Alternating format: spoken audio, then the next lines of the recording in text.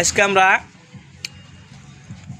Loader মালটানা গাড়ির মোটরের sensor adjust করুম। তো আমরা আগে মোটরটা খুলে লই। মোটর এভাবে খুলে উপরে রাখো।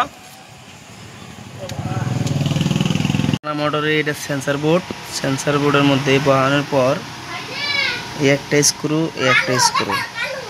এই স্ক্রু দুইটা খহিয়া ফিরা এটা এদিকে মিলান না তার মানে রেস্টান দিবেন আর হলো সেন্সারটা মিলাবেন, অল্প অল্প ঘুরে দিবেন। দেখবেন যে জায়গায় একদম স্মুথলি ঘুরতে আছে মোটরটা ওই জায়গায় রেখে দিবেন। আর দেখবেন মোটর কীরকম হিট হয়, পারফেক্ট যদি হয় তারপরে ওই জায়গায় রেখে দেবেন, তা ঠিক হয়ে যাবো। আমরা সেন্সারটা মিলামু না করে লুজ দিলাম, তুমি রেস্টান্ট অল্প করে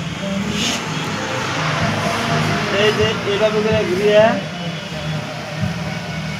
যে জায়গাটা মানে একদম পুরো স্মুথ হয়ে যাবে মোটরটা পিনপিনে ঘুরবো এই জায়গায় সেট করে দিয়ে বাস স্ক্রু টাইট।